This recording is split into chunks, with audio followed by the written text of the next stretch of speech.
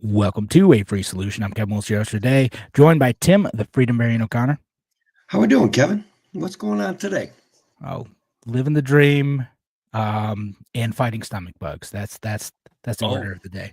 You've got kids. I, This is the I time of year they bring those nasty little bugs home from their friends because they all share toys and they all like. Oh, never mind. yeah, I am. You know, you'll that's be how it goes. battling No, that for a couple of years. so I was running late for the show in part because my 9-month-old puked on my wife, and she's like, "Help!" Yeah, yeah. Oh, and Yeah. you didn't just say, "Hey, baby, I've got to Oh, I go got do show. my show," Sorry. because that's what I would do. He still feels like I did that a little bit. Sorry. Yeah, yeah.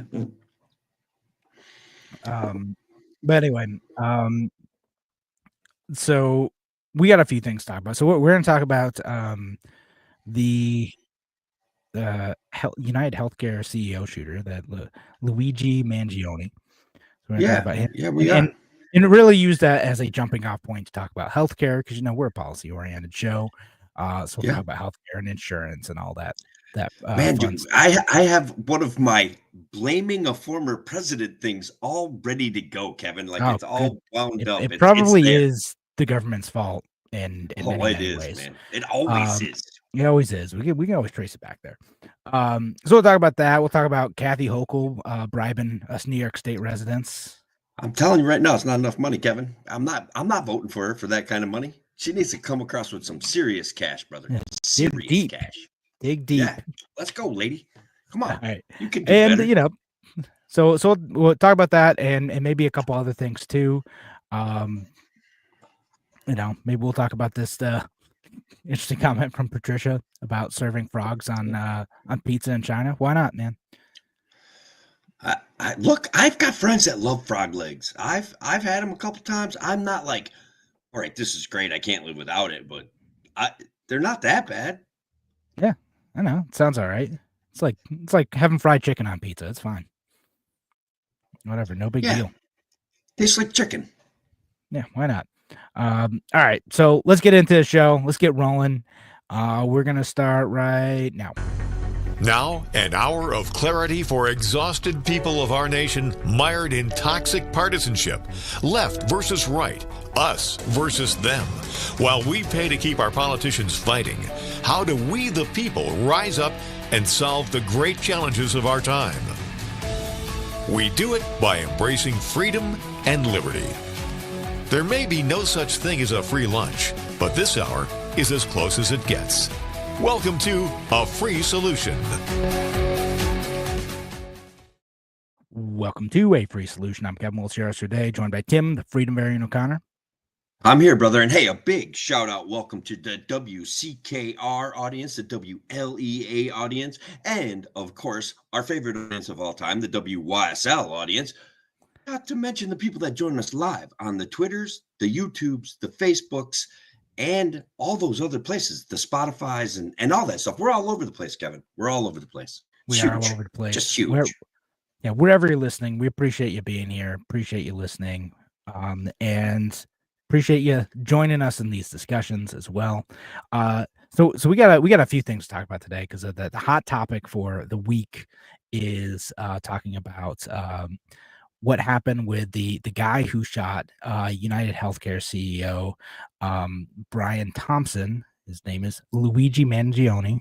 The dude's name, not exactly a well-kept secret now. The dude's been around, famous, infamous, depending on which level of populism you're sitting at right now.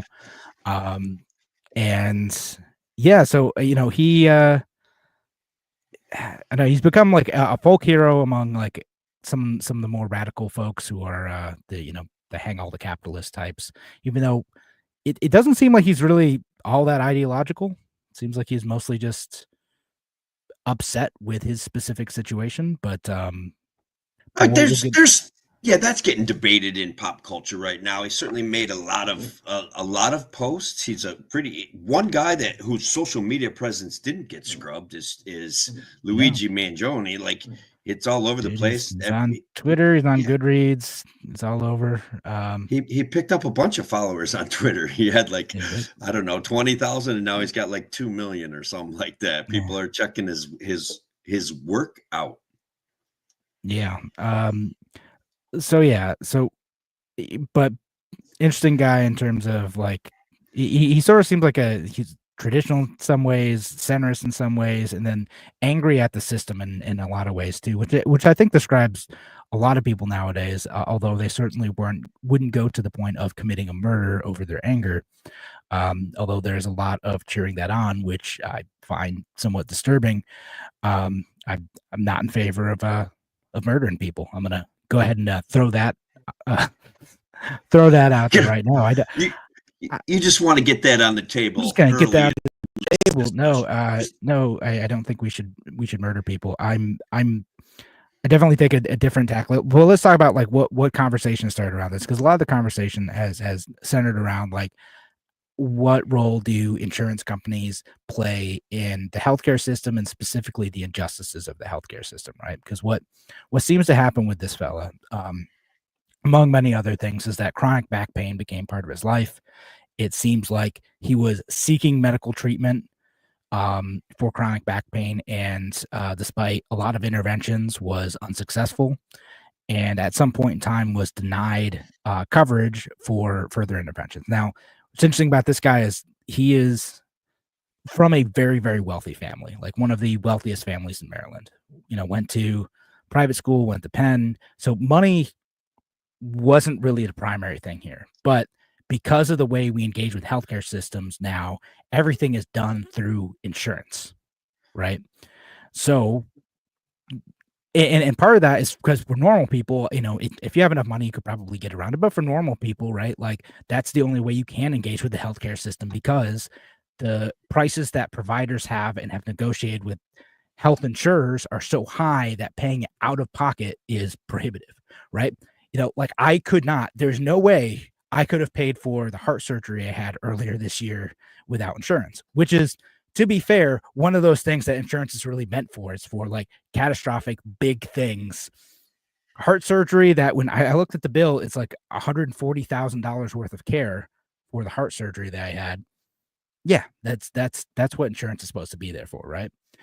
But what seems to have happened with Luigi here is that like he got to a point where his insurance company wouldn't cover whatever type of procedure and treatment that he was seeking, right? And I don't know if that treatment was kind of outside their accepted scope of norms of treatment, or if it's just they were being greedy rich jerks, right?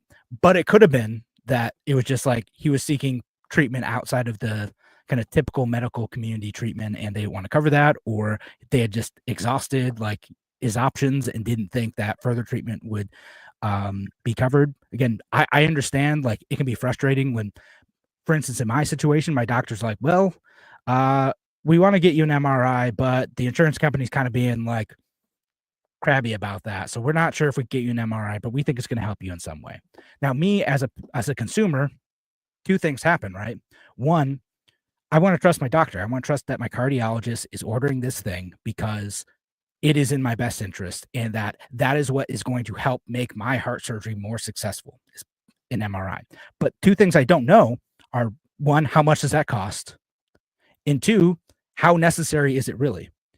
So because I don't really understand any of this stuff about this healthcare system. Okay, so we got my doctor haggling with the hospital administrators, haggling with the insurance company over a procedure that like the insurance company is going to pay like $6,000 for, but I'll actually only pay like a couple $100 for, and the doctor says it's necessary, and the insurance company says no, that's way too expensive, and he doesn't really need it because he already had a TE. Like I'm giving some of my medical history here, but that's this whole haggle that took place with me, and I imagine that similar stuff probably happened with this guy for stuff that, unlike me, I wasn't in pain every day, even though I was worried about like my heart getting damaged, but I wasn't in pain every day. It wasn't my everyday lived reality to say, oh man, like here are these people denying me care, and all I want to do is feel better.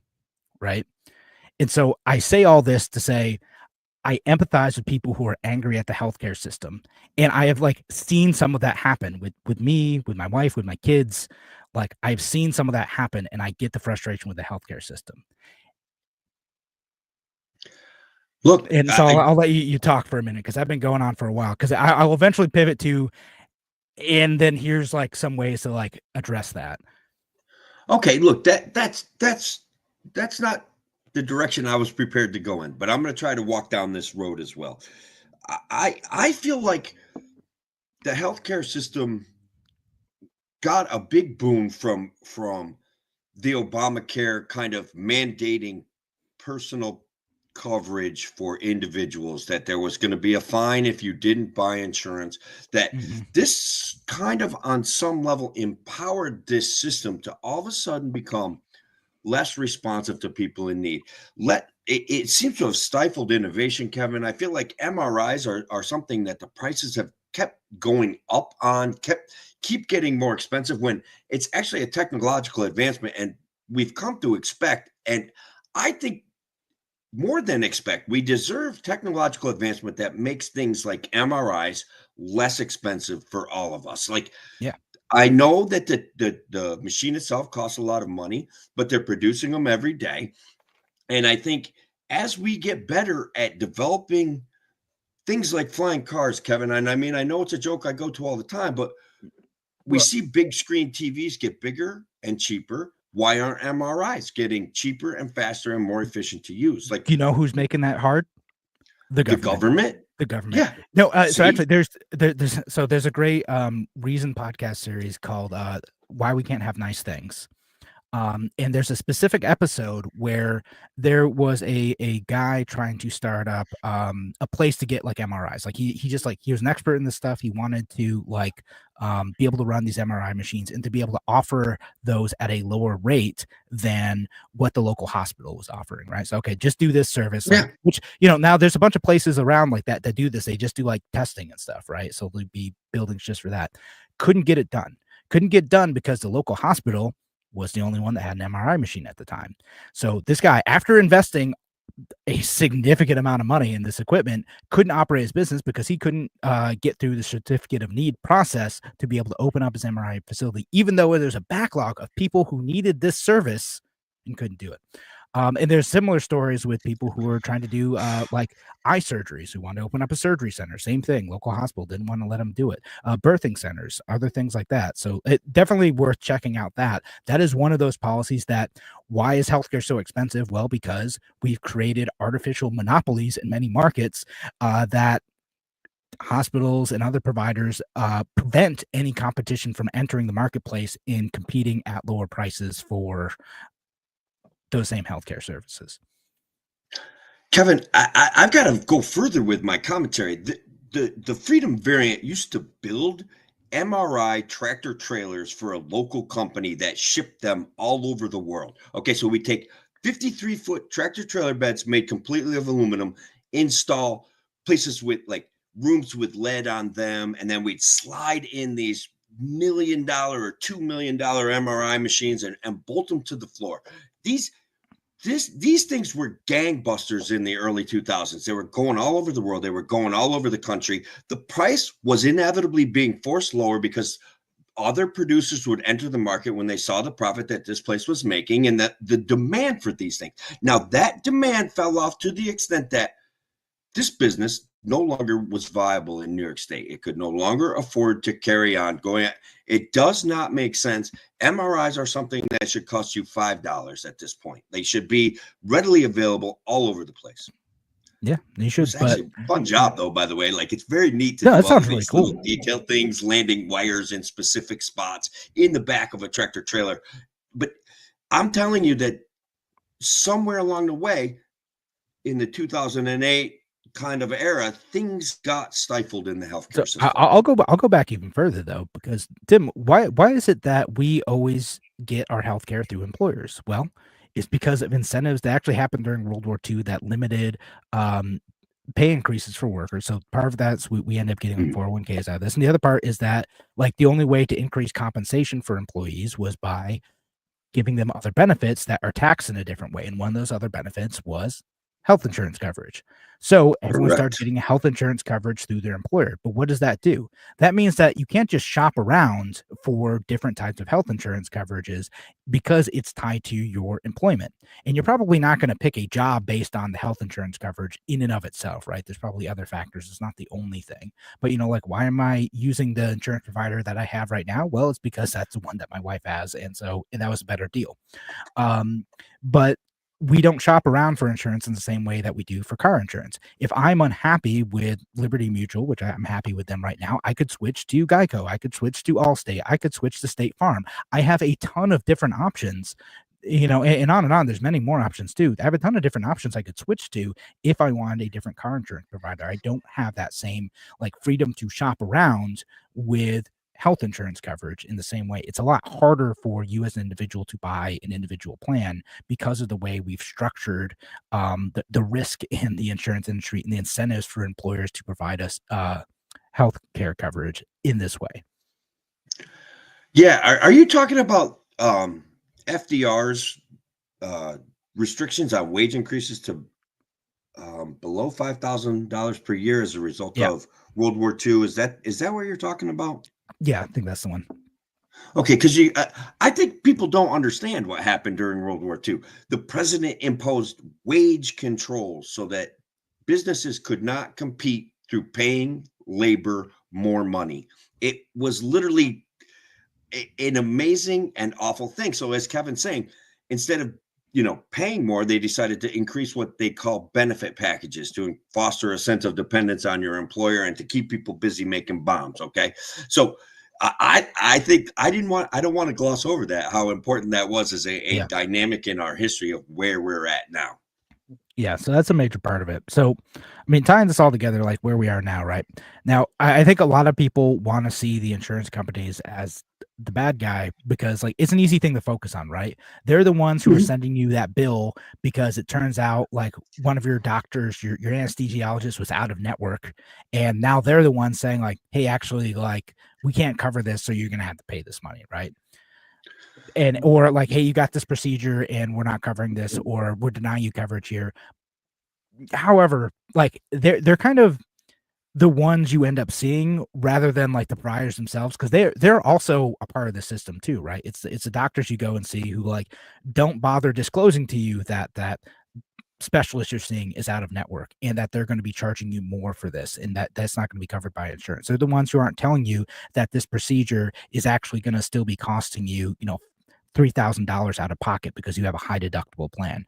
They're the ones who aren't telling you that who aren't telling you that they're the ones demanding a extremely high level of compensation for some procedure when it doesn't in fact cost that much to do that. They just want to make more money off of it too, which is what they're trying to do. They're trying to make a buck like everyone else, but the providers are part of why the system is more expensive too. The insurance companies, they are, again, I'm not saying that they're nice, charitable, people who are just looking out for you. They're trying to make a buck too, but also their profit margin's 5%. Most of their money does go back into, providing health or paying for healthcare, and they're on the hook for whatever hospitals say they want to charge. So that's the back and forth that's going on behind the scenes with this. And part of that story is the providers, it's the government incentives, and the insurance companies who are also trying to make a buck off of it too. But at the end of the day, they have to work within that system of providers wanting to charge certain rates for cares and going back and forth. So that's that story that came out recently with the anesthesiologist. You remember this? I think we talked about it. I don't remember if we talked about it on air last week. But yeah, we kind of I think glossed over it a little bit. Yeah, but yeah, there's a story where Blue Cross, Anthem Blue Cross was where the story came out, it's we're not going to cover certain types of anesthesiology after a certain point anymore, right? And everyone's oh my goodness, they're going to let you just go to surgery without being covered and without getting this, and they're not going to pay for this, and you're going to charge so many expenses. What it turns out it was they're saying actually a lot of these anesthesiologists are billing in a suspicious way.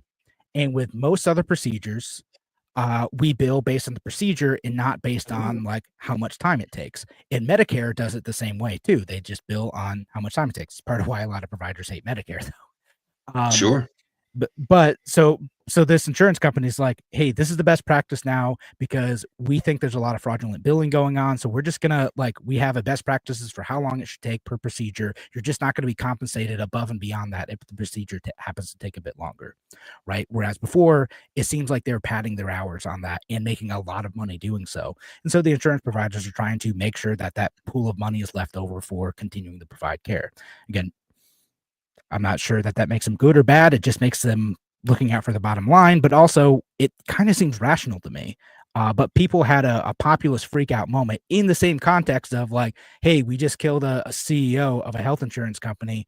And then you got people like Taylor Lorenz posting the photo of the CEO for Blue Cross after doing this. I'm like, all right. Yeah, that's subtle.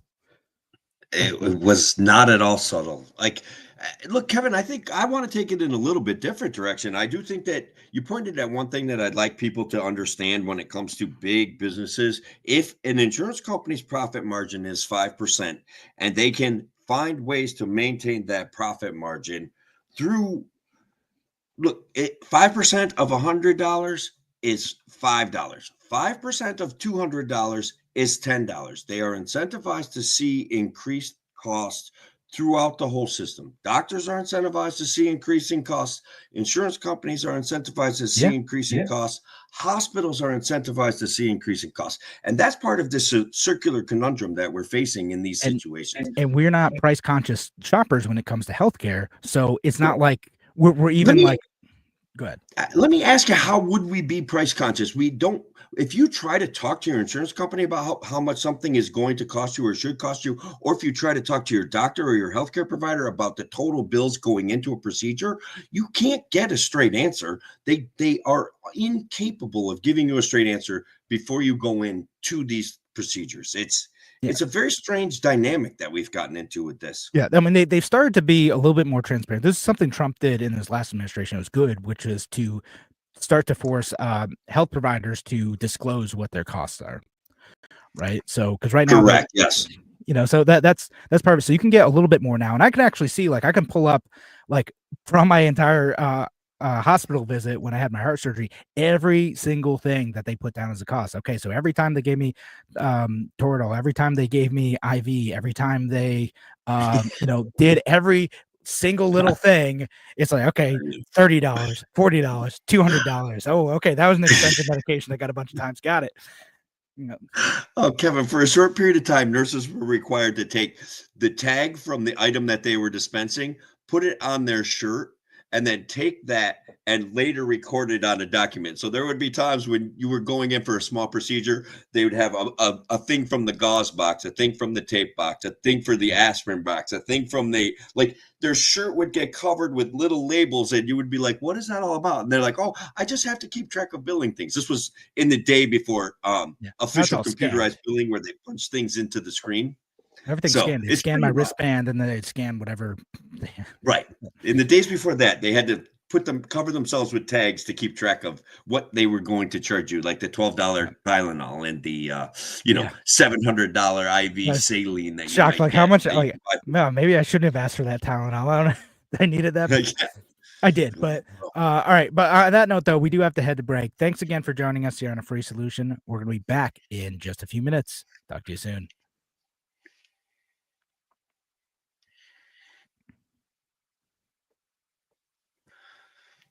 Yeah, man.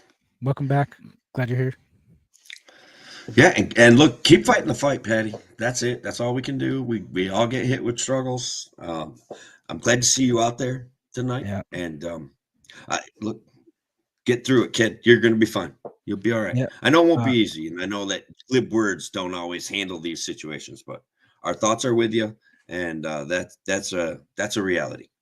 Kevin and I have mentioned a few times that we've been missing you. So just so you know, it's not like because you're here now, we're talking about you. We've talked about you a few other shows, at least in private and ahead of shows, because we've missed you.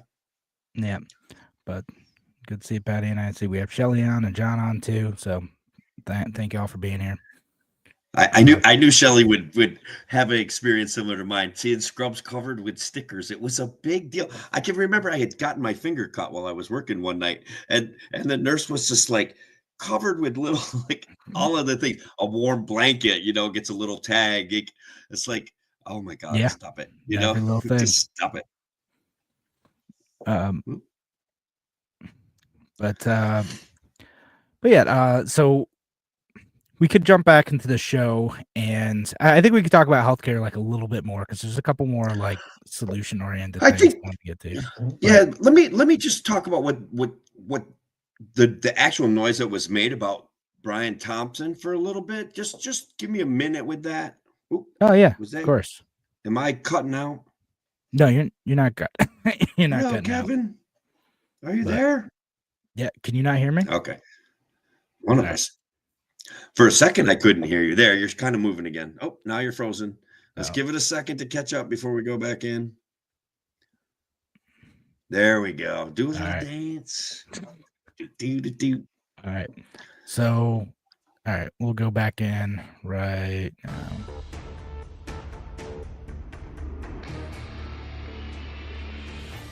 Welcome back to A Free Solution. I'm Kevin Wilson, your host for today, joined by Tim, the Freedom Bearing O'Connor. I'm here, brother. And healthcare has been a conundrum for a long time. I wanted to talk about some of the accusations that were leveled at the CEO of United Healthcare Systems, United Health Group, Brian Thompson. He's been accused of implementing an AI automatic rejection procedure. A lot of you probably also know that there does seem to be a decided and concerted effort that when you're getting medical bills, a certain percentage of the things that you do get charged for get automatically rejected. And so you end up with this massive bill that the hospital kind of then either prosecutes you for or chases you for or sends it back into the insurance company. I do think things like that they're offensive. They offend us to our core. If we're paying for health insurance and people have conflated health insurance with health care again, thanks to you think Obamacare. I've paid for this service, and what that means is that they're going to cover all my healthcare expenses. Correct. Right? That's what you're expecting. They care about me. They don't. No, they don't. And again, things are a lot better if you go in thinking that they're not actually caring about you, that they are providing a service for money, a service in which they are required to disperse most of their revenue as healthcare expenses. But nonetheless, they're providing a service for money, and you need to understand that. But yeah, I mean, here's my thing on that, right? Like, again, I sort of expect like insurance companies are going to try to find, some ways to like ration care, right? Like, because like even if they made zero profit, there's still going to be so much money to go around, right? So they have an incentive to, poke the providers to try to reduce prices or to say, no, we're just not covering that thing because we don't think that thing is actually going to help you, or we just don't feel like paying for that thing or whatever, right? But and people are like, wow, this is a uniquely American thing of our capitalist healthcare system that we have this. But that is not quite true, because government healthcare systems also ration care. They ration it in different ways sometimes. Sometimes it's full on denial of coverage, but sometimes it's just, hey, there's not enough, providers to do your surgery, so you're going to be waiting 12 months for that tumor removal, right? You're going to be waiting 3, 4, 5, 6 months for your MRI. You're going to be waiting, a few months for whatever procedure that is really important and maybe timely to you. That is one way they ration care. Another way they do it, Another way that they do it is they offer to help you shorten your life expectancy. Like that's the Canadian healthcare model, and the British healthcare model are looking pretty dark and gloomy. I know news gets sensationalized, but I don't like the turn that these things are taking. I don't like it. Some of the medical aid and dying stuff, which is the Canadian version of like assisted suicide, are pretty dark, where they're like, people who like, it's not just people who have like serious life-threatening or like chronic health problems that like degrade their quality of life. Sometimes it's just people who are like seeking mental health help and are on a wait list for a long time. And like, you hear some terrible stories about that, like to the point where like, I don't know that I'm totally against that as a policy ever, but like, it's given me pause for sure to be like, man, there's some dark stuff happening here. That some really bad incentives for the government to encourage this type of policy with some folks. Yeah. Look, I get that people have rights when it comes to their self-care, and that in that broad spectrum of rights, there may be the right to end your own life. Okay. Yeah. But Kevin, I think it's worth examining whether this has gone down a bad road. That's for sure. Yeah. No, and I think that yeah, I putting think it has. dollars and cents against somebody's depression is a problem Yeah. for me. So Yeah. that No, I don't like that's that. something that When there's a financial incentive for someone to end someone's life, that's pretty ugly. And so another way that they ration care is in the UK. They do a lot of limitations on salaries, right? So like doctors just don't make as much money in the UK in the national healthcare system. What does that lead to though? Is that creates fewer incentives for people to become doctors, right? So that's part of a challenge with their system is people just make less money. In the United States, there's plenty of opportunity to make money. We have the opposite problem where, again, people are able to make just obscene amounts of money in healthcare in a way that harms patients who need care the most. And again, there's not necessarily anything wrong with that. The solution to that isn't we should cap the salaries of doctors or specialists or whatever.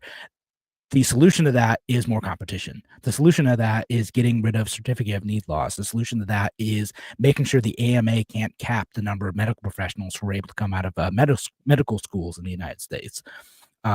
So there's all these ways to create more competition and to create more opportunities for lower cost healthcare that don't have to come at the hands of government control, because the proposal that Democrats and even some Republicans are starting to come up with is like, okay, we need to like expand the negotiating power for the government to cap drug prices, to cap, the prices of surgery, to cap the prices of, different medical procedures, and use that power of Medicare and Medicaid to make sure that these costs are controlled. And in their minds, the only thing preventing that is like the myriad of different private payers and insurance companies that are making it impossible to fully cap those prices. Yeah. Okay. Let me offer one more comment on this, and then maybe we can change subjects. But if you talk to a doctor who's part of a big private or a big public healthcare hospital, private small doctors' offices are getting destroyed. They're getting dragged into big centralized hospital units. They're getting patient contact requirements of 700 or 800 patients a week in general physicals to churn them through the process. They're being treated like not a doctor, but a money-making instrument for a large healthcare concern. So this whole system is on the verge of breaking in so many different ways. It's like my doctor's limited by the number of patients that he can take, because things like your certificate of need type thing, like to find a private practitioner right now, next to impossible, Kevin. You have to go through a big system, and no one's happy there. The doctors aren't happy. The patients aren't happy. Everyone's doing their best so they get through those difficult situations, but it feels tense out there to me. I think it's very stressed. Yeah, no, 100%. And that is like a serious concern, right? Because we see it happening in Rochester that the major systems like want to bring those small offices in there. And there's a lot of pressure on these doctors to like become a part of those systems, because then, they, in theory, what they get out of that is they get to focus more on patient work, and they they put all the administrative burden on the hospital system itself, which has the capacity to deal with that stuff, right? But then you in the marketplace trying to look for someone outside of one of these major hospital systems don't really have any options anymore. And the individual practitioners, it's a lot harder for them to sustain their practice and to spend more time serving patients when they have to spend so much time with all the compliance work that takes place in the modern medical system. Yeah. The compliance work required by the government benefits the bigger conglomerated healthcare systems. That's a reality. So, administrative costs. Kevin, one more little detail. The United States, by a magnitude of plus 50%, spends more per person on healthcare than any other country in the world. Like the next closest one is Sweden, and they're about 50% lower than we are. Canada is about 100%. We're about 100% more than what Canada spends per person on healthcare. I don't know. It's always hard to talk about a metric like that and say that that's just a negative thing, but Right. on some level, it appears to be that our system is overpriced and not serving anybody. Like I'm saying, the doctors are not happy either. So, No. Well, and that's unless you're like a surgeon or a specialist, perhaps that's where the big money is, I think. Oh, sure. I mean, and I have friends who are doctors, and they're like generally like happy overall with the profession, but like they get frustrated with the insurance system because they say like, I just want to help the patient, I want to do this, right?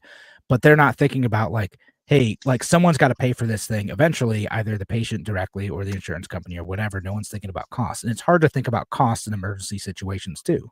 My friends who's like an emergency room doctor's like, you can't think of that. Like, we're just trying to save someone's life. Who cares about the cost? But like at the end of the day, someone has to pay for that. Right. And so that's what makes these types of conversations so difficult. Like people want one villain to focus on. They want it to be like a movie where, man, if you just get that one bad guy, then like the system's gonna be fixed, right? Like it must be one bad evil dude who's just like greedy and making things more expensive, but it ain't like that. Like it's all these bad incentives everywhere. It's bad government policy. It's like the Yeah. incentive to make money on the providers. It's the incentive to make money on the insurance companies. It's the blindness consumers have going into these healthcare situations where we don't know what stuff costs and all the prices are obscured because we're so dependent on insurance. There's all these different factors that go into it. So like, peeling back that onion and figuring out like, okay, where do we even start with like fixing healthcare policy? Everyone just kind of gets everyone's looking for this simple answer. Go get the insurance CEO, or like, oh, let's just get socialized medicine, right? Or like whatever, right? But like, man, we have to start picking this stuff apart. And like it is incumbent upon like liberty leaning Republicans, Democrats, libertarians, whoever is able to influence policy to start talking about like, okay, let's eat this elephant one bite at a time if we can, right? Let's just start picking away at some of the worst stuff. And there's people doing great work on this too. Again, the certificate of need stuff, there's some progress being made on that, but and President Trump helping to at least get a little bit more price transparency. Like one of the better things that he did in this last term. Great. Like, so we just need to keep picking away at that stuff. And unfortunately, it's not going to be like one simple answer, but I think everyone's in the mood. They're so upset about this system, justifiably so, that a handful of people are willing to turn to violence or cheer on that violence in order to get a semblance of justice in a system that feels incredibly unjust, even if, we do have, a lot of stuff available to us in our healthcare system that aren't available in other countries, Canada, UK, and Europe included. All right. I like your positive take on it. As you know, I tend to go down a little darker, more conspiratorial things. I do think that we have a circular firing squad or a circular fill in the blank kind of going on where things are deliberately getting more expensive. We have inflationary pressures. All of these things are forced on us by an ineffective, inefficient government, including the limits on doctors, the certificate of need laws, the inability to develop into having your doctor at the end of your street with his office in the basement. It's a very challenging process. We don't have enough doctors to make that feasible anymore. That's a government regulation thing that's going on. We've got a lot of problems there. Yeah, no, we got a few folks having a conversation in the comments. Jonathan, way back, our family doctor lived in the block, and his basement was his office. And Shelley says our family doctor made house calls, but not as common anymore. There's just not as many doctors available to offer that kind of service. And they're not going to compete for customers like that. There's no way. Yeah. And I'll say, like, I don't always think there are some cases where there is malice, there is greed that influences how policy gets made. And I think in the healthcare field, there is some of that, right? The certificate of need laws, where you get a situation where hospitals are just like, no, I don't want you competing with me. Like, no, I just don't want someone taking some of my share of this money. No, that's bad. That's greedy. The AMA, like, they keep a tight leash on the American healthcare system in part to make sure that their lobby of providers make more money. Like that's part of it, right? Like there's some bad incentives with pharmaceutical companies. There's bad incentives with insurance companies. There's bad incentives everywhere. and that's why I say, like, you just got to like pick this stuff apart. And like, to me, like, the one conceit I'll give to like some of the populist energy is like, yeah, like, I get it. I get why you want to be mad at this stuff. I get why the system is unjust. Like, let's just direct it in a way that's going to be helpful and effective, because, if we can start pulling apart those bad policy areas and breaking apart these bad incentives and allowing competition, then we will get a more positive outcome than just stringing up some CEOs. Like, that's not going to fix anything, nor is it going to fix anything if we try to do like a universal healthcare system, because there are just different trade-offs to that. They're like, and I'll say, like, I actually had a pretty positive experience with the healthcare system in the last year. Like, overall, I was able to get my surgery like quicker, faster, and cheaper than stories I've heard about in the UK or Canada, right? People who've had to wait years to get the heart surgery I was able to get like within a couple months. And I'm grateful for that. Also, that system is very expensive, and I happen to be privileged enough to be able to like have the insurance and get into a system that and live in an area that has good care where I'm able to get the surgery I need. But, and I know it's not the case for everyone in the US, but across the world, you have rationing, you have wait lines, you have a bunch of stuff. Now, we are out of time for this segment, so we're going to have the break. Thanks again for joining us here on A Free Solution. We're going to be back in just a few minutes. Talk to you soon.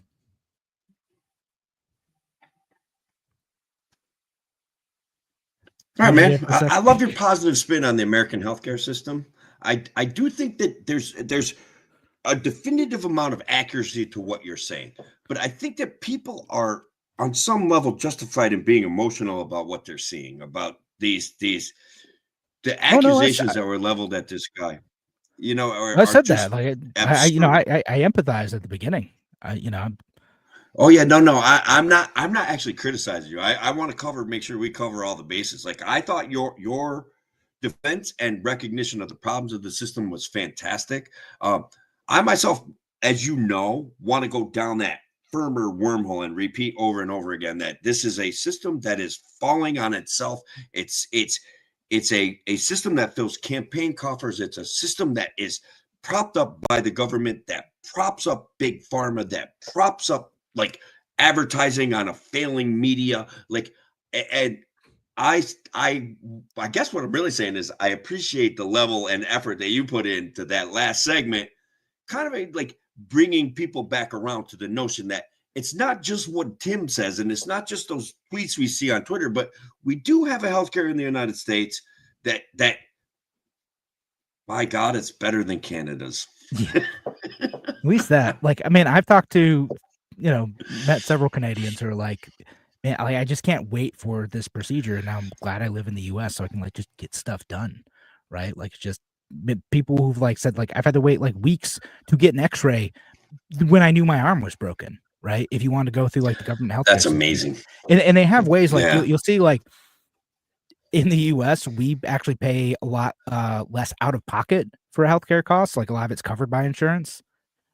In places like Canada and the UK, there's some, or not in the UK, but in like Germany, there's some ways of being able to access healthcare outside of like the government insurance system. It's just more money. So they end up paying money out of pocket. More money. They end up paying more money out of pocket for like those direct services in those cases, or going to the US and try to get stuff if they're closer, and they'll just like, hey, I don't have insurance, I want to pay you directly for this. And doctor's like, oh, cool, I have to deal with that administrative nonsense. Sure, here it is, like, it's $300. No. Yeah. Now, one thing we didn't cover, Kevin, is that I've been hearing stories from people about they are in fact able to negotiate prices for certain events on a cash payment basis with a local hospital. Like, I don't think it's the big UHSs of the New York State world, but places that have a local general community hospital are able to say, all right, you can pay us cash, fine. We won't, Yeah. Instead of it being $20,000 to your insurance company, it's $5,000 to you. I find that to be an interesting, competitive tool. What's funny about that? So we ran into a situation where we needed a nutritionist for my firstborn son. Right, he was really underweight, like first percentile, very small kid. Right, so we're trying to work with the nutritionist to help him gain weight, and like we found out like what it would have cost like to just like talk to this nutritionist outside of insurance, and it was like a fraction of what we were paying, like Through compared to like healthcare, through health healthcare. And we're insurance, like, excuse me. can we just pay the cash price? And like, yeah, but you're in the system as having insurance, so you can't negotiate the cash price. We have to go through your provider. And like the provider's being Wow. the health insurance company's being a pain in the butt about it, and it's expensive. Can't we just make a side deal? And they're like, no, we Yeah. absolutely can't. I'm like, Oh, really? So that it's so you were stupid. precluded from that? Yeah, no, we Like, weren't allowed to do it with this. like a legal construct or just a decision I don't. construct? It was with one of the major hospital systems in this area, so they Yeah. might have Okay. had like a thing, because there's like really like two big systems here, Mhm. and so like they might have had a thing about it. But I've had the same thing with like my dentist's office too, where they're sort of weird, where they're like, yeah, if you're on file as having insurance, we can't offer you a cash price, but like if you just drop your insurance, we can give you a lower cash price for this thing. I'm like, but like you're out of network anyway on my insurance, but I can't negotiate a cash price with you because you have me on file as having this insurance. And they're like, yeah. I got to find out if Listen, there's like a legal reason for that or if it's just part of the group that they're in. But I was like, I think that is, I'm going to assume that there's a legal requirement there that I don't think anybody would turn down cash if they had a yeah. way And I'm like, around it. I You would know just, what I mean? I will just pay you for, like my teeth cleaning. Like it's fine. Like just don't go through insurance. It's stupid to go through insurance. You're out of network anyway. Like I just want to pay you. And it's cheaper. Yeah, that would be a better deal for sure. Um, so so anyway, yeah, I mean, like I said, the healthcare system's all messed up. And again, you're right that it's messed up for a bunch of malicious people. And I just try to trade that off with like, how do we keep the good parts of our healthcare system? Because there are like good things. There's medical innovation. There's quick access to Sure. care that are great. While getting rid of the bad parts, which is like the outrageous costs and the bad incentives.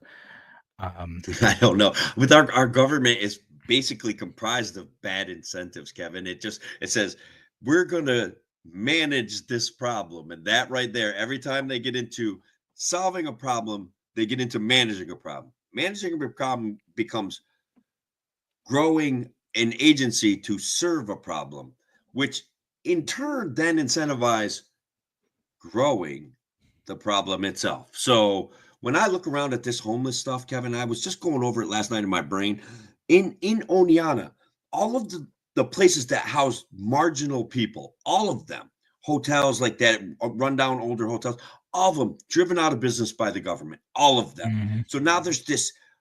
When I was a kid, I could go swim in the Susquehanna River. Right now, on the banks of the Susquehanna River, all over the place, little homeless encampments, like a little homeless city, and it was created by the fact that they had to shut down. The government felt compelled to shut down these failing hotels. I understand that on some level that people were conglomerating in bad properties, but the alternative was let them stay there and pay whatever they could to stay there, or kick them out into the street and give them a tarp. And so that's what they did. That's what they Yeah. did. That's the People end think, result of that policy. yeah, that people say like with policies like that, people think the alternative is like, well, if they're not here, they'll just go away somewhere else, right? But like, They'll go over to they'll- the parking lot and beg for money. no, they're gonna just go and buy like normal apartments and houses, right? Like that's what's gonna happen. No, they're there because there's no other options, because that's like the last place to go, and that is a better alternative both for them and for everyone else in town than sleeping on the streets. Yes, and here's another comment from Shelley. The homeless issue began with the deinstitutionalization in 1980. I do think that our inability to humanely treat people with mental illness and deinstitutionalizing 100% has contributed to a bit of a problem. I mean, I hate to say it. No, I get it, and I've been reading about and listening to arguments about this, because what we did, and it really started even before that, before the 80s, is just creating fewer opportunities for people to get long-term treatment and holding folks who have serious long-term like mental health issues, like as not able to function at all. And yeah, the alternative to that has become either people on the streets or people in prison, right? That's Yeah. part of why our prison population has gone up, is because that's the alternative for a lot of folks. It's like they stay out on the street until they hurt someone, and then they end up in prison. And in fact, like we should get back to the show. Like that kind of segues into like the Daniel Penny stuff, and maybe we talk about that a bit first. Yeah. Sure. And We so, do only have one segment, so we've got to kind of rapid fire on the. Yeah, we do. So yeah, we'll talk about that. We'll talk about the whole cool stuff. We'll see what we get to. Yeah. All right. So let's go back in right now.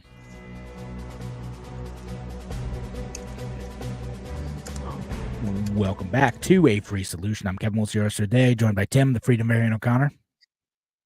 I'm here, brother. Once again, welcome to the WYSL, the WCKR, and the WLEA audiences, and all of our friends on Twitter, Facebook, and the YouTube channels. We appreciate every one of you guys joining us today. We've got an interesting little segment. We have way too much to cram into the next 15 minutes, but Kevin and I are going to do our best. Yeah, 100%. So, we ended up talking a bit over the break. We got a comment. We're talking about, kind of just different bad incentives. We ended up talking about like shutting down properties and homelessness. And one of our commenters on YouTube, Shelly, said the homeless issue began with deinstitutionalization in 1980. We just kind of talked about that, and it got us into this conversation about like mental health and different institutions shutting down and ways to be able to treat people. And Betty on Facebook or on YouTube says, like, not all homeless are drug addicts, alcoholics, mentally unstable. They become that way because of being homeless, so that's the thing. Like, so there's a serious issue with homelessness too, and like the different institutions that, are responsible for that. And one of the ways in which that plays out, right, is people who are, not able to get long-term treatment, is it can play out in violence. And we talked about how the alternative to that could often be like, it's not that people are just, gonna be fine and they're not institutionalized, they're gonna go live in a house. Now they're on the street, and they may be on their street until they do something violent and they end up in jail, or they end up killed. And that's one of these situations where I think we get to the Daniel Penny and Jordan Neely situation, which, if you'll recall, that was there's a guy who was causing a commotion, threatening people on a subway in New York, and Daniel Penny had restrained him, put him in chokehold, and he had died somewhat after. And Daniel Penny was found not guilty of any charges when his trial was decided this week. They ended up deadlocked on manslaughter, and then they ended up finding him not guilty on the other charge. So, this is one of those situations where, this is in part the result of like failure treatment of people, and in this individual's too. Jordan Neely's pretty rough life. He's had a bad time. Yeah. Although it's interesting, he did have the opportunity to get like mental health support, and to be in a mental health hospital after he was charged with, I don't remember what his charge was, but he had hit like a 67-year-old woman, and like I think like broke a collarbone or something, like pretty serious charge, and he was supposed to get drug treatment counseling and mental health counseling, and he kind of bailed on the program. But yeah, so this is an awful situation, obviously, but like this is one of those things where I'm sort of taking seriously the critique that deinstitutionalization was a problem, in part because of situations like this. I think it's fair to say, like, Daniel Penny did something that I think is okay. I don't think that he intended to kill Jordan Neely. No. I do think his intent was to protect fellow riders on the subway. This ended in absolute tragedy. Yeah. Jordan has a history of being violent. And the system itself failed this guy. I want to say, Kevin, I'm just going to say it, that even as a libertarian, the system was too nice to this guy. He had committed violent acts, and he was wandering the streets, making a mess of things. they should have withdrew some of the plea agreements that they made with this guy, and perhaps they could have compelled him to stay out of public. Right? That's it. There's something that's wrong the with tough that part. dude, and that's a problem. Yeah, and the charges that that Daniel Penny got found not guilty of were criminally negligent homicide. I was trying to remember what the exact phrase was, but so that's they dropped the manslaughter charge on Friday because they didn't think they would get it, and then he was acquitted on criminally negligent homicide. But no, I think there's some discussion about that, about public order in places like the subway, but like you see it on the streets of Rochester too, right? So people who are consistently, damaging to public spaces in the sense that like they're harassing people, they're assaulting people, they're causing violence. What do you do with these folks? And this is a tough thing. Again, as a libertarian, my instincts are, I don't like carceral solutions. I don't want to throw someone in jail. I don't want to throw someone in this institution. I don't want to deny someone their freedom. But what do you do when you make public spaces unusable and decrease the quality of life for folks and put them in danger in some situations because of your inability to treat someone or to hold someone to consequences of their actions when they're causing these sort of problems, and Jordan Neely being like one of those individuals.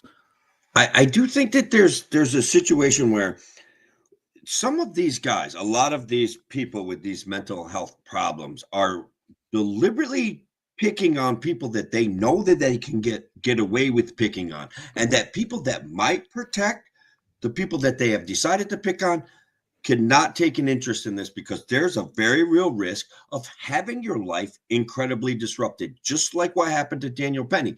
This guy could have gone to jail for 10 years for what he was accused of doing. This is a real problem that we are not free to provide instantaneous feedback to bad actors. If I'm sure we can all think of a time where in our lives we stood up to a bully, or we stood up to someone acting badly, and that person immediately backed down because they were made aware that their behavior was worse than they were thinking it was, and that they were risking violent consequences for their behavior, that they were going to get violent pushback for their violent behavior. And I think that that's a societal failure, that their actions have consequences. Jordan was allowed to repeat and repeat and repeat his accidents, his mistakes, his aggression. Okay. Right. And I think that that's one of the problems with society right now. Like, yeah. People are afraid to protect other people.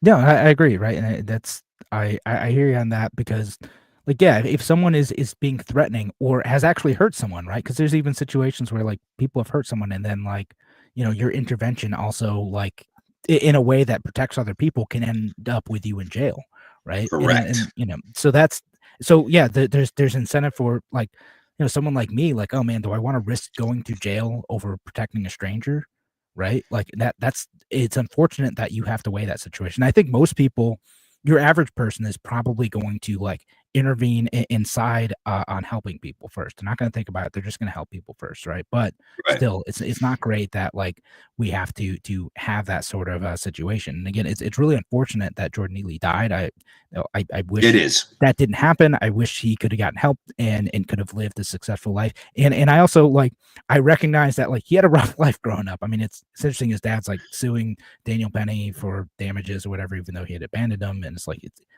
dude had a rough life. Right. Sure. Not denying that. But at the same time, there still needs to be consequences for your action. And we talked about like, mental health being a part of this. Like this isn't to stigmatize everyone with a mental health challenge, but like even with a mental health challenge, you are still responsible for the consequences of your action, and you're still responsible for like getting help. Right. And if you are going to hurt people, society in general has a responsibility to make sure that like you aren't in a position where it's easy for you to hurt innocent people, right? Like I think that's in theory what like police are supposed to be around to do. Now, what's going to be interesting is I wonder what happens with this, is if like suddenly there's a push for like, oh, we need even more police on our subways, right, in New York City, right? More police in public spaces. But the thing to remember is, again, police do not have an obligation to intervene. And there's to protect anybody except themselves, right? Like that's their real obligation. Right. So like even if it were possible to have a police officer in every single subway car on every single street corner in every city in New York State, like even if that were possible, which it is not, you don't know how they're going to interact or react to a situation with violence. Because there's a situation in New York City where there's like a man being stabbed and the police officer is just like bailed. Like that, and that went up. I think that went up to the Supreme Court, and I wish I had brought the case up. But basically, the conclusion of the case is that there's no duty to intervene. There's no duty to protect fellow citizens.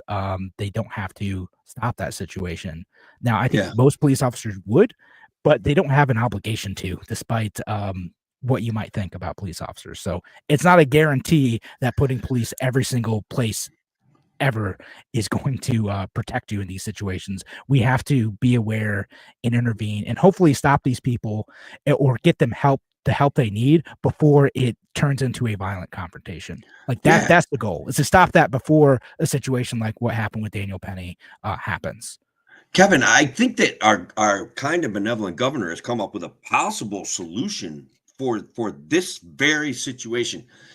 Her generous, kind benevolence, we are going to get a rebate of, I don't know, up to $500 with which we can use to buy private security. That's what I'm thinking. We take that money, we buy private security, problem solved. Kevin, she's a solutionary. Right. She cares about the people of New York State, and I think it's important for us to recognize that. What do you think? So we're going to get a couple hours of private security each with our up to $500. If you're your family, you get $500. You caught that, eh? Yeah. It made the news as a $500 rebate for New Yorkers, and then you kind of read into it, and all of a sudden you're going, that sounds like $250 each for me and my wife. I don't think that's actually $500. Yeah, well, and if you're an individual, I think it's $300 too. What? Which I'm like, because I'm married, I get screwed out of $50. I know, right? $50 each. Not getting my vote. This is not enough money to buy my vote. I need at least $1,000. It's just terrible bribe. Like, just Kathy Hochul, you got to do better. Like, Joe Biden and Donald Trump did way better at bribing me with my own money. Joe Biden, he definitely did great. Joe Biden did great, man. He did great. It. Here we go. We got an offer for private security for $25 an hour. Thank you. I'd like to see that. I'll take it. I'll take it. Hey, we can get 20 hours of security. I'm presuming we're paying under a table. There's no taxes involved here. So, and this is just a theoretical, hypothetical thing. No money is actually exchanging hands. The IRS has no part in this. Period. Nope, none at all. But no, Governor Hochul, she put out a thing that said, basically that this is to deal with inflation, right? Like, so we are in New York State. We have a big problem with inflation in New York State, so we're going to give you more money to deal with the inflation, which is like throwing gas on the fire. But Kevin, can I jump in for a second? I want to be clear.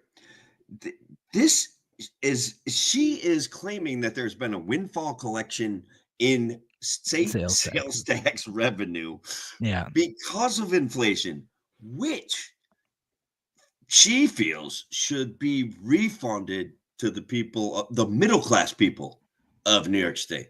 I want to be clear. She doesn't want to lower the sales tax because they're collecting gobs and gobs of money, apparently more money than they actually need. She wants to give it back to us, but keep those tax rates high so she can fund perhaps more bribes, hopefully higher level bribes in 2026, because that's when she's running again. Maybe she'll really come across the table with some cash then. Yeah, no, maybe that's she's gonna have to do better. I said before 2026. Like, I'm just saying, you gotta step it up a notch. Fix inflation with $2,000 each. That's totally gonna fix inflation. This isn't even gonna amount to a blip of like an uptick in inflation. This just like people are just like gonna pay off their credit card or buy one dinner or something. This is I know, right? Like, I'm like, ooh, cool. I'm gonna fund a single trip to Costco. Hooray! Woohoo! Like cool. Like, I mean, she had a tweet out where she's like, I'm putting money back in pockets because I watched my mom stretch every dollar to raise a family of 8. Because when I started a family, I had to leave my job because we couldn't afford healthcare or childcare. It's personal for me. Like, Listen, that pays for a week of childcare for me. Like, not even. Any idea how much childcare is? It's like, Kevin, it's just not even a virtue signal. Like, I don't even know what this is. It's such an insult. After like, Trump gave me 12, Biden gave me 12, $250 is nothing. yeah. Nothing. No, it's not much. And again, like, it's not that like $500 like is like chump change to me, right? I'm not like that wealthy, but like it doesn't fix the systematic problems that Kathy Hochul's government is causing in New York State that are making things more expensive here, right? That makes it difficult to live here. Imagine that. That's why I'm mad about it. Yeah, imagine being that disconnected. Like imagine saying, so they brainstorm this stuff, Kevin. They sit at desks and they're like, what should we do with this amazing sales tax windfall? What should we do with it? And they're like, let's give people $200. Like, that's the conclusion they got to. Yeah, exactly. All right. We do have to, we have to call it a show. Oh my God. The show's over already. All right. I was just getting warmed up, man. I know. We'll keep talking. Well, you keep it going. Keep that thought going after the show, Tim. We got to end it for the radio audience. Thank you for being here, WYSL, WCKR, and WLEA. Appreciate y'all. Have a great night, folks. Take care.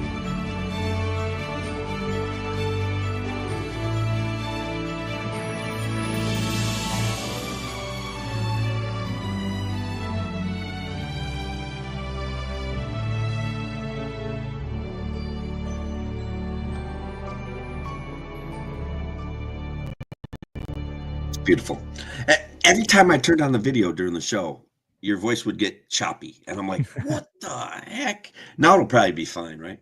Yeah, I actually, Zach, I can't remember what I got. I don't really pay attention to government checks. I just take them and convert them into cash, and then they slowly disappear, one medium-sized caramel macchiato at a time, bro. You know what I mean? Like, that's just what happens. It could have been 200. It could have been 1,200. I know Trump sent out a banger of like 1,200, and he was really mad that it wasn't 2,000 because he feels as though he would have won Georgia if they could have upped that payout a little bit. Like he knew, he was like, man, I just got to bribe people harder. I'm pretty sure he made comments. No, he did. He did.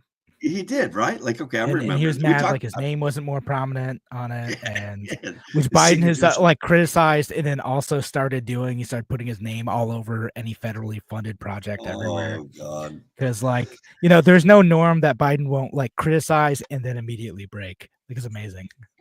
We're in trouble, aren't we, Kevin? Let's be honest. This is a mess, man. This is a mess. Like, we literally had people celebrating the fact that somebody got gunned down on the street of New York City because of his job. Like there's a problem, Kevin. There's an illness running through society right now that I think I could cure it if more people would watch this show.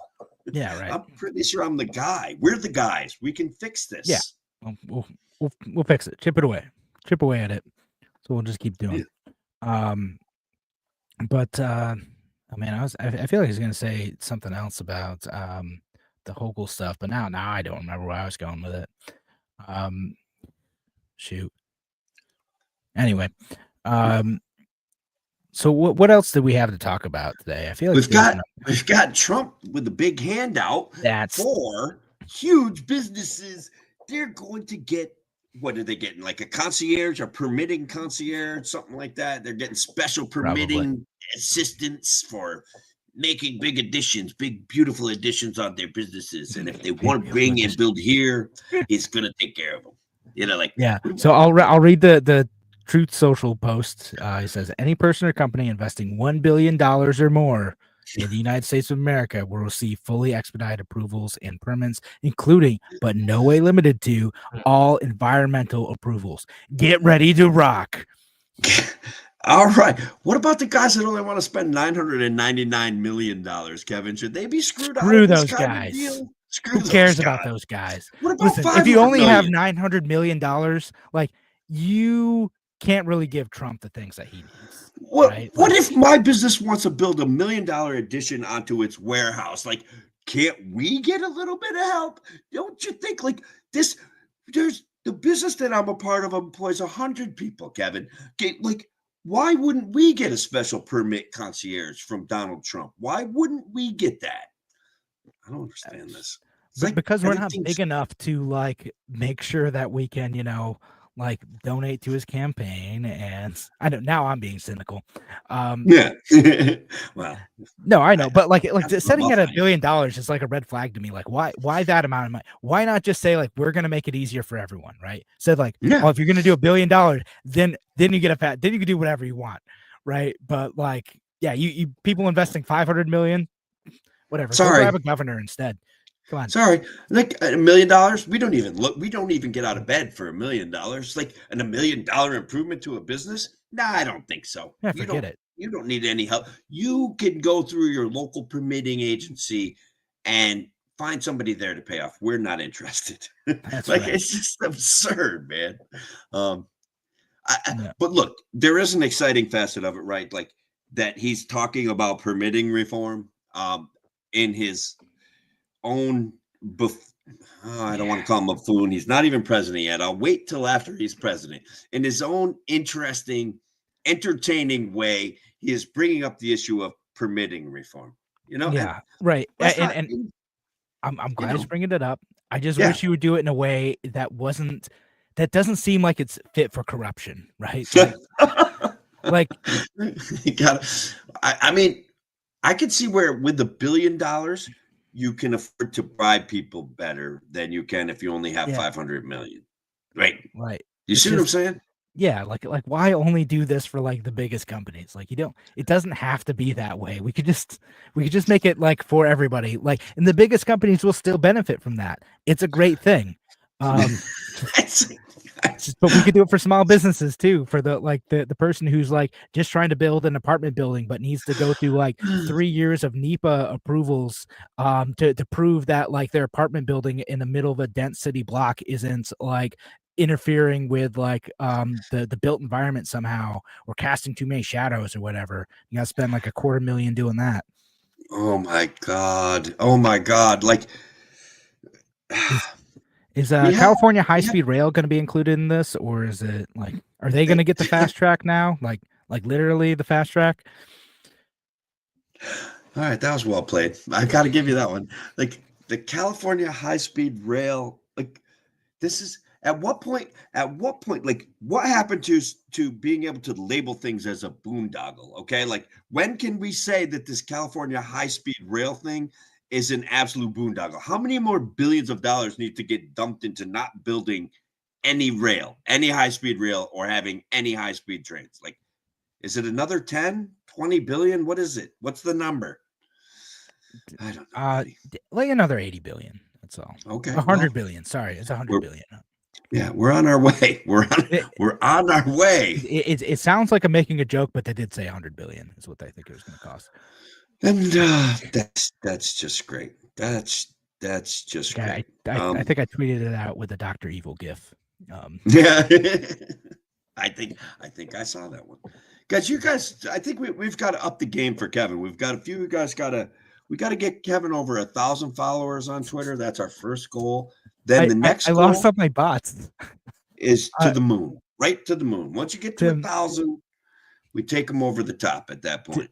Tim, I think it is you or someone else who like shared my Twitter handle recently, and then like someone's like, yeah, I'm follower number 900, and then like a day later, I'm down to like 833.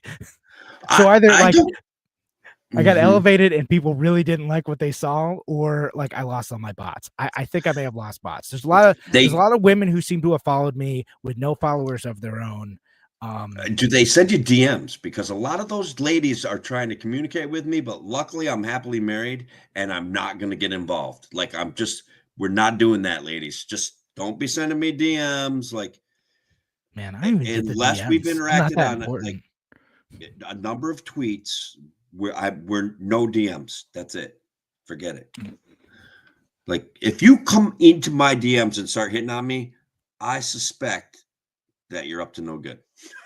That I suspect that you're a 53-year-old dude who's like bored and trying to have some creep ass conversation. That's what I suspect. So just don't do it. No sliding into Tim's DMs. Don't slide it. but then again, I don't want to be completely like exclusionary because I do have friends that are female on Twitter that I would not at all mind chit-chatting with, but like my wife will claw your eyes out, ladies. Like I'm warning you. I'm warning you. Yeah. She will.